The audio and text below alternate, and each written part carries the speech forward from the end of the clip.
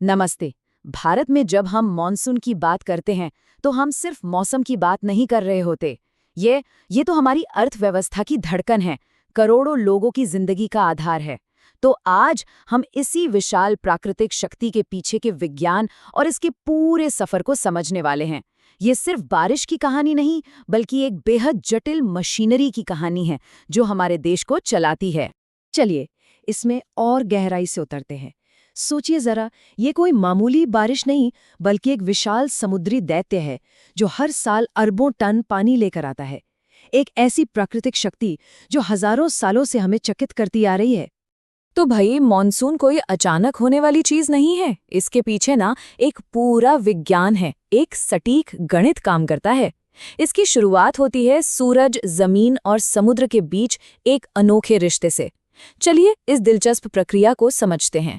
Monsoon को समझने के लिए सबसे पहले एक बेसिक सी बात समझनी होगी, लो प्रेशर जोन यानी निम्न दबाव का क्षेत्र। देखिए, होता क्या है कि जब कहीं की हवा गर्म होती है ना, तो वो हल्की होकर ऊपर उठ जाती है। अब वहां एक खालीपन सा बन जाता है, एक वैक्यूम। और कुदरत का नियम है कि इस खालीपन को भरने के लिए आसपास की जो ठंडी और भारी हवा है वो तेजी से उस ओर दौड़ती है। तो मॉनसून का ये इंजन आखिर स्टार्ट कैसे होता है? देखिए, गर्मियों में सूरज की किरणें सीधे उत्तरी भारत पर पड़ती हैं, जिससे तिब्बत का पठार और हमारे मैदानी इलाके आग की तरह तपने लगते हैं। यहाँ की हवा गर्म होकर ऊपर उठती है और जमीन पर बन जाता है एक बहुत बड़ा लो प्रेशर जोन। बस इसी खालीपन को भरने के लिए हिंद महासागर से नमी से लदी ठंडी हवाएं हजारों किलोमीटर का लंबा सफर तय करके भारत की ओर दौड़ पड़ती हैं। अब जब हवाएं भारत की तरफ चल पड़ी है, तो देखना ये है कि ये देश में घुसती कैसे हैं। और मजेदार बात यह है कि भारत की जो भौगोलिक बनावट है ना, उसके कारण ये एक धारा दो अलग अलग हिस्सों में बढ़ जाती है। और फिर आता है वो दिन जिसका हम सबको इंतजार रहता है, 1 जून। इसी दिन मॉनसून केरल के तट पर अपनी पहली दस्तक देता है और यहीं से शुरू होता है पूरे देश में इसका यादगार सफर। अब यहाँ एक मजेदार बात होती है। जैसे ही ये हवाएं भारत के दक्षिणी सिरे से टकराती हैं, वे 2 शाखाओं में बढ़ जाती हैं। एक है अरब सागर की शाखा जो पश्चिम की ओर से आगे बढ़ती है, और दूसरी है बंगाल की खाड़ी की शाखा जो पूर्व से देश में दाखिल होती है। मॉनसून का ये सफर बड़ा दिलचस्प है क्योंकि ये भारत के अलग अलग भूगोल से होकर गुजरता है और यही भूगोल तय करता है कि कहाँ तो बाढ़ आएगी और कहाँ सूखा पड़ेगा। ये असल में भौगोलिक चरम सीमाओं की एक कहानी है। इसका सबसे बढ़िया उदाहरण है रेन शैडो इफेक्ट। देखिए, जब अरब सागर वाली शाखा पश्चिमी घाट के पहाड़ों से टकराती है तो मुंबई की तरफ तो भाई जबरदस्त बारिश करती है, लेकिन पहाड़ के ठीक दूसरी तरफ पुणे तक पहुंचते पहुंचते इन बादलों में पानी ही नहीं बचता। वो अपना सारा पानी पहले ही गिरा चुके होते हैं, इसलिए वहां सूखा रह जाता है। अब एक ऐसा सवाल जो सच में दिमाग घुमा देता है। आखिर दुनिया की सबसे ज्यादा बारिश मेघालय की बस एक ही जगह पर क्यों होती है? क्या है वहां ऐसा? इसका जवाब ना प्रकृति के एक कमाल के डिजाइन में छिपा है। वहां की जो गारो, खासी और जयंतिया पहाड़ियां हैं, वो मिलकर एक कीप यानी फनल जैसी शक्ल बना लेती हैं। अब जब मॉनसून के बादल इस कीप में घुसते हैं तो वो एक जाल में फंस जाते हैं। उनके पास ऊपर उठने के अलावा कोई और रास्ता ही नहीं बचता। और हवा जितनी ऊपर जाती है उतनी ही ठंडी होकर और ज्यादा पानी गिराती है।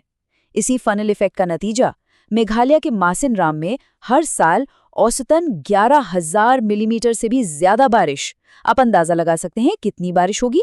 यहाँ के लोग तो सचमुच बादलों के बीच ही रहते हैं।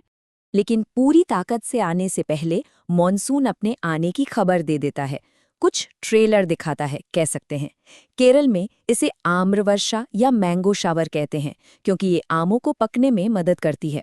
वहीं पश्चिम बंगाल में ये काल बैसाखी का विनाशकारी रूप ले लेती है और कर्नाटक में चेरी ब्लॉसम शावर बनकर कॉफी के फूलों को खिला देती है। जैसे हर सफर का एक अंत होता है, वैसे ही मॉनसून का भी होता है। तो अब बात करते हैं मॉनसून की वापसी की, और हाँ, उसके सबसे बड़े दुश्मन की। सितंबर आते आते उत्तरी भारत की जमीन ठंडी होने लगती है और हवा की दिशा एकदम पलट जाती है। इसे ही हम कहते हैं लौटता हुआ मॉनसून। ये हवाएं बंगाल की खाड़ी से नमी उठाती हैं और सीधा तमिलनाडु के तट पर भारी बारिश कर देती हैं। इसीलिए जब बाकी देश में बारिश थम जाती है, तब चेन्नई में बाढ़ के हालात बनते हैं। और अब मिलते हैं भारतीय मॉनसून के सबसे बड़े विलेन से। नाम है एल नीनो। होता यह है कि जब प्रशांत महासागर का पानी असामान्य रूप से गर्म हो जाता है तो ये पूरी दुनिया के हवा के पैटर्न को बिगाड़ देता है। इसका सीधा असर भारत आने वाली मॉनसूनी हवाओं पर पड़ता है। वो कमजोर पड़ जाती हैं और इससे सूखे के हालात भी बन सकते हैं।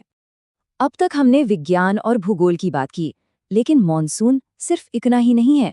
ये तो भारत की अर्थव्यवस्था, करोड़ों लोगों की जिंदगी की लाइफलाइन है। इसका असर खेतों से लेकर शेयर बाजार तक महसूस होता है।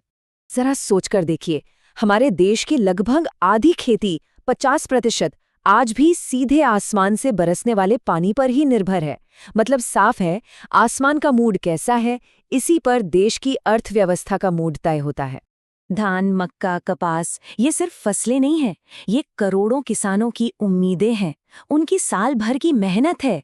एक अच्छा मॉनसून खेतों में हरियाली लाता है और एक कमजोर मॉनसून करोड़ों लोगों की जिंदगी पर सीधा असर डालता है। और इसीलिए तो ये कहावत इतनी मशहूर है कि भारत का बजट मॉनसून के साथ एक जुआ है।